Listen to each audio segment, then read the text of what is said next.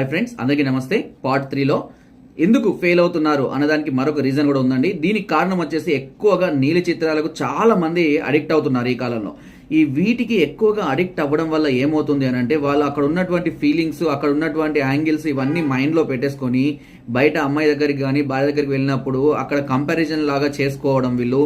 దాని ద్వారా అక్కడ ఉన్నది ఇక్కడ లేకపోవడం వల్ల డిసప్పాయింట్లోకి వెళ్ళిపోయి అలా చేయాలి ఇలా చేయాలని ఓవర్గా థింక్ చేసుకొని చాలా మంది ఫెయిల్ అవుతున్నారు. ఇలా నాకు చాలా మంది కూడా కాల్ చేస్తున్నారు, సార్ నేను నీళ్ళ చిత్రాలు చూసినప్పుడు నాకు బాగా మూమెంట్స్ వస్తున్నాయి, ఫీలింగ్స్ అన్నీ వస్తున్నాయి, కానీ అమ్మాయి దగ్గరికి వెళ్ళినప్పుడు రావడం లేదు. దీనికి కారణం ఏంటి అని చాలా ఉంటారు.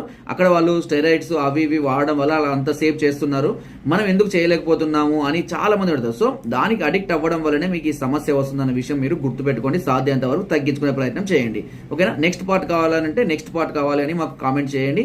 నా వీడియో కనుక మీకు నచ్చినట్లయితే ఒక లైక్ చేయండి, షేర్ చేయండి. మరెన్నో ఇలాంటి అద్భుతమైన వీడియోస్ కోసం నా ఛానల్ని సబ్స్క్రైబ్ చేయడం